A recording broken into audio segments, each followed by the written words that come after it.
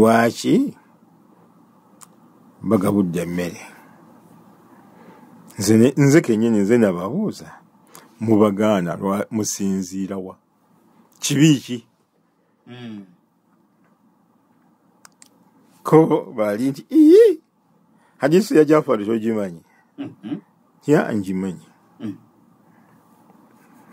Ate lwaki kati ggwe ate ogamba nti lwaki mugibagaana? Nembagamba nti kale tunalabako bwe tunakyonnyonnyola ng'abantu abasinga obungi bawulira oba oli awo ne beetaba mu kunnyonnyola kwaffe.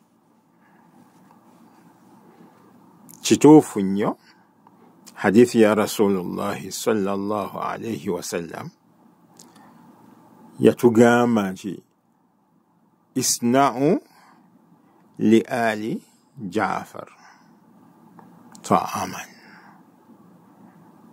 faqad ataahum ma yushghiluhum. Nti abange abantu ba Jaafari bano mubakole ki? Mubafeeko mu kufiirwa kwabwe. Mubafeeko. Lwaki? Kubanga essaawa eno bali mu kaseera kazito, beetaaga okukola ki? Okuyambibwako. Hadisi gibwegamba. Yes. Era ffenna tewali wagikola ki? Agigaana. Okay. Naye hadisi eyo yasinziirwako abantu bangi ne bateekawo fatwa nnyingi. Yes, doctor. Na kino na kiri, naye nga nze ku lwange ndabanga ebimu si bwe byandibadde. Okusookera ddala, lwaki hadithi eno yayogera ku ki? Ku Jaafari oyo n'abantu b'omu maka. Lwaki be yayogerako? Lwaki hadithi teyajja ng'eri genero? Right? Yes. Yajjira ku ki? Jaafar. Ku Jaafar. Rasulullahi sallallahu alayhi wasallam ayina embeera ze zeyakozesanga ng'omubaka wa Allah ng'ayagala okusomesa ekintu. Right? No. Ng'ayagala kukisomesa. Naye ng'ayina kubeera ng'akola ki? Akozesa embeera ebaddewo. Waliwo sahabi omu bamuyita Sulaik al-Ghatfani. Yayingira, omusajja oyo yali mwavu. Bawulama bwe batugamba. Yali muki? Mwavu. Musajja mwavu. Ng'ayambadde engoye eziyulise. Tuli fenna? Yes, doctor. Kwegamba ezitasanyusa muntu mulala yenna ng'azitunuddeko. Ayingira mu masjidi asanga Rasulullahi sallallahu alayhi wasallam ali mu khutuba ya Juma. Kati bw'aba mu khutuba ya Juma, omusajja ono n'ajja n'atuula. Rasulu n'awalirizibwa okuyimiriza ki? Khutuba. N'amugamba nti owange gwe situkuusaale era akammeka 2 nga tonnaba kutuula. Baulama, definitely the majority of ulama, majority of scholars, ne basinziira awo ne bagamba nti tahiyatul masjidi bw'oba oyingidde mu muzikiti eba efuuse waajibu. nti n'ekiraga yeeyo Rasulullahi sallallahu alaihi wasallam okubeera nga yagamba sahabi oyo tisituka osaale.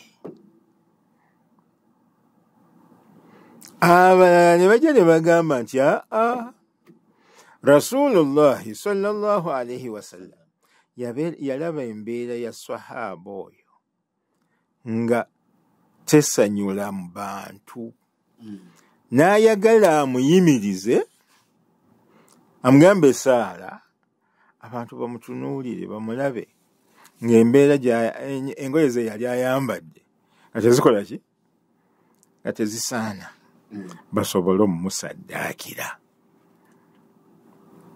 Tuli fena ngenze mu ya khutuba ninjagala nja kuvaayo ngende ku byaki, ku byemmere.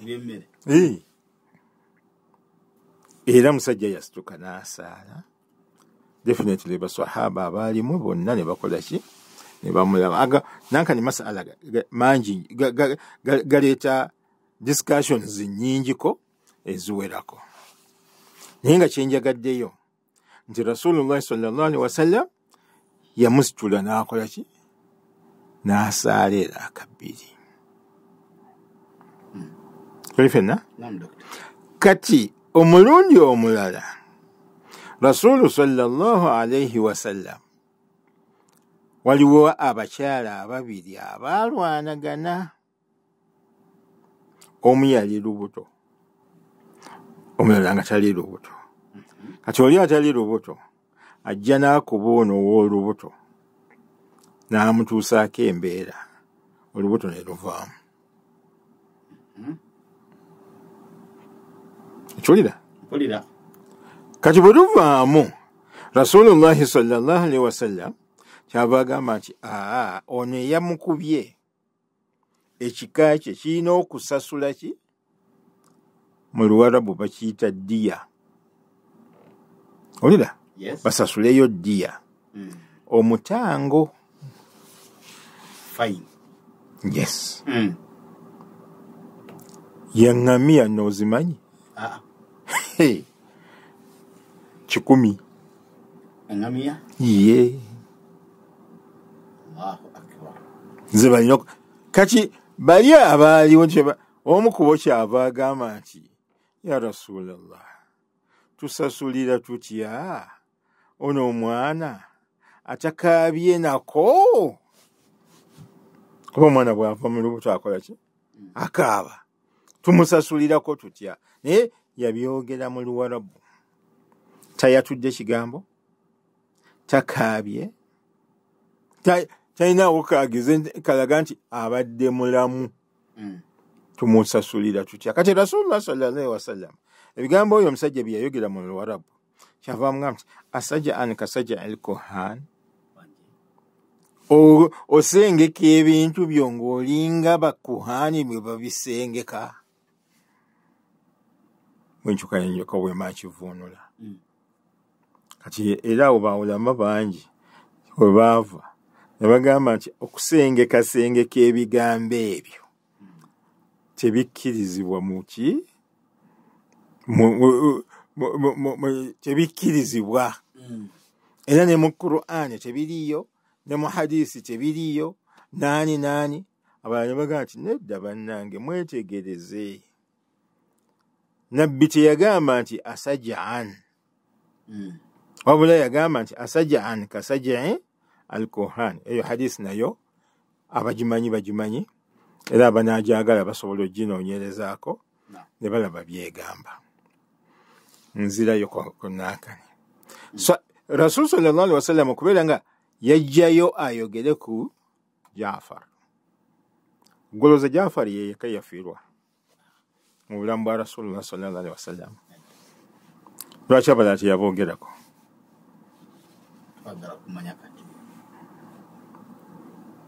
Jaafar yali alina embeera eyeyawulidde ku ye. Jaafar yali alina embeera eyeyawulidde ku ye. Kyava agamba nti banne abantu ba Jaafari mubayambe, kuba mumanye embeera gye bakola ki, gye bawangaaliramu. ate na kino kikoze eki kiguddewo kibatuuseeko muleme kubeera nga mubatunuulira ate mubongereko buzito. Tuli fenna kati naawo bwe kibeera nti kifaanaganako bwe kityo, tutunuulire abantu, tutunuulire n'embeera eziri mu Uganda. Nze omu mu bantu abatakkiririza mu kubeera nti tuwugira nnyo abantu abafiiriddwa, era ku olwo nnyina embeera gye nalaba nga ndaba omuntu afiiriddwa aba ayagala kumubuda muyambeko. Ni wallahi enkuba yatonnya, kati ate mu kutonnya kw'enkuba ng'ogenda okulaba bano abafiiriddwa ate nga be badduka n'okudduka okubeera nti bakola ki, bagabula abantu abaali baliwo nga balya. Ekyo tekyansanyula era tekisanyula, kubanga oli alina ennaku ye, afiiriddwa biki ndowooza ye yanditudde wali ne tumuyamba mu kubeera ng'akola ki, alabirira abantu be abo ababa bazze kumuziikirako. Bw'abanga alina obusobozi, ffe ne tumuyamba nti katufumbe, ne tumuyamba katugabule, ne tumuyamba katukole kintu bwe kiti ne bwe kiti. Bw'aba talina era ne tumuyamba ne tumusonderako kye tuba tusonze. Naye abantu ba wano e Uganda baatuuka ku mbeera tikoobeera togabudde mulumbe. Allahu akbar. Bayinza n'okwogerera ebigambo n'okuvuma ne bakuvuma. Obukodo, bakulangira obukodo. Ne bakulangira kino na kiri. Awalala ogenda n'okutuuka nga tebannaba kuziika nga bagenze ne beewola n'okwewola amabanja nti aboli bw'anaatuuka ajja kusasula. Eyo ye nankani egenda luddawa extreme oba baki oba nakivuunula ntya mu Luganda simanyi kwegamba okusukkiriza n'osussa ku mbeera weyandikoze eki weyandikomye okufosinga embeera n'owaliriza. Yes, n'ogenda mu mabanja ogenda ne ate no mwana wattu abagendayo si be bagenda ogasasula, bo bamanyi nti ezo sente zijja kusasulwa. Olwo nali wano ne mbanyumizaako wawe nali omusiraamu omwe yali afudde nga masikini ayinza n'okuba nti yali amaze omwezi mulamba oso nga ne mu nnyumba yo temuliimu kulyako kanyama.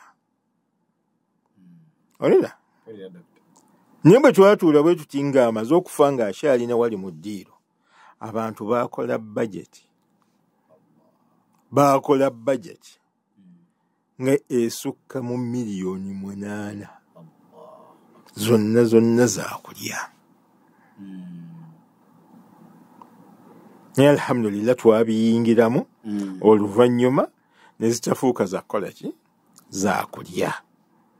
Ne tugamba nti bwe tunaalya emmere eno bana bo abasigaddewo tunaabalekerawo kaki akanaabayamba. Bangi tebaakisanyukira, naye kye twakola bwe tutyo. Era oluvannyuma alhamdulillah ne kabaako kye kaayamba ku famire. Kati kyenva ŋŋamba kikiri tuleme kudda ku kintu kimu kyokka. Nabbi sallallahu alaihi wasallam n'okuba yagamba ba Jafar abo bo bali ki kwali kugaana kwaki basahaba bangi nnyo abaafa, abamu nga baali beesobola and so on. Ate mu mbeera z'Abawarabu nga bateekwa okugabula era be baabireeta na wano. Alright? Yes. Oli bw'aba yeesobodde alhamdulillah kyo kimu agabula abantu be, kimu ekyo. Ekyokubiri njagala okkiriza ogaane abantu bano abajja okukuziikirako tebava busaamaga nga oziika mmooni. Tebava wano mu ttawuni ng'oli oziika luddawa mu mmooni wali. Mulimu ababa baatambudde nga bavudde eŋŋendo z'ewala ne balyoka bajja bakole ki? Bakuziikireko. Kati nga yafunyeyo ka transport akamuleeta ate bw'anaamala okuziika alina okuddayo. Omuntu oyo okuddayo enjala munnange olugenda enjala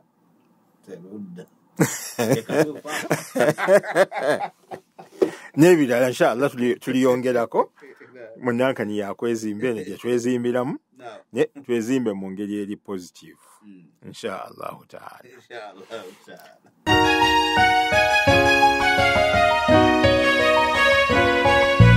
Qibla Islamic